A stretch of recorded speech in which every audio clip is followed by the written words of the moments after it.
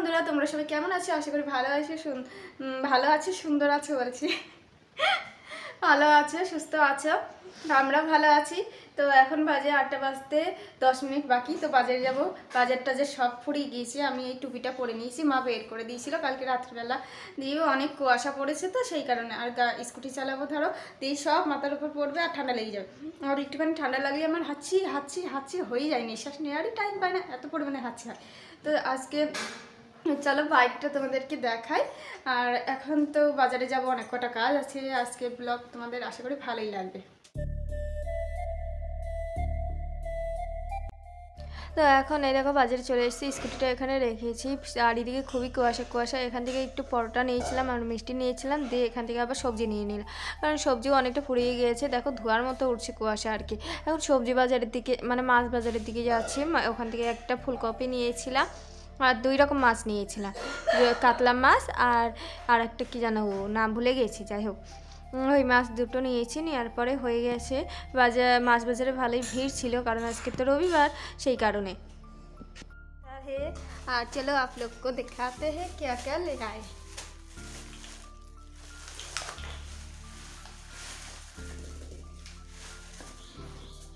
वो दिन मार्केट नहीं गए थे हम लोग, इसीलिए कुछ भी नहीं था, চলে আয় मम्मी আর हम। তো আমার হিন্দি কেমন লাগলো অবশ্যই কমেন্ট করে জানাবা। মাত্র এগুলো কেটে ধুয়ে নিয়ে আসলাম, মাছগুলো কেটে এইভাবে হলুদ লবণ মাখিয়ে রেখেছি। এটা এখানে এইভাবে রেখে দিয়েছি। মা এখন গেছে স্নান করতে, স্নান করে আসুক তারপরে আবার দেখা যাচ্ছে। তো এই দেখো বন্ধুরা, এখন বাজে 11:30। স্নান টান করে নিয়েছি, সকালে খাওয়া হয়ে গিয়েছিলো, দিয়ে স্নান করে রেডি হয়ে গেছি। চুলটা আর কি বেশি ভেজায়নি, এমনি হালকা পাতলা চুল, তার উপর বেশি ভেজালে চুল পাতলারে সেই একেবারে সেই লাগবে, সেই কারণে হালকা করে ভিজিয়েছিলাম। দিয়ে আজকে তো সকালে অনেক কুয়াশা ছিল, দেখতেই পেয়েছিলে, বাজারে গিয়েছিলাম। মায়ের রান্নাবান্নাও হয়ে গেছে, এখন আবার যাবো একটু বদলায়, একটু কাজ আছে। তো চলো যাওয়া যাক। আর কোথায় কী করি না করি সেগুলো তোমাদের সাথে শেয়ার করবো। আশা করি ব্লগটা ভালোই লাগবে তোমাদের।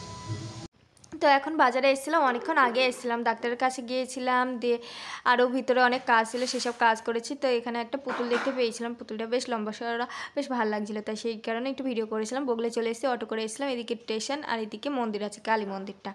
এখান থেকে ব্ল্যাঙ্কেট দেখছিলাম, ব্ল্যাঙ্কেটের দামটা অনুযায়ী বেশি বলছিল, দিয়ে এখান থেকে 1 ডজন কলা নিয়ে নিলাম, এটা 30 টাকা নিয়েছিল। তারপরে এই যে এই দোকান থেকে আমরা কেক নিই সাধারণত।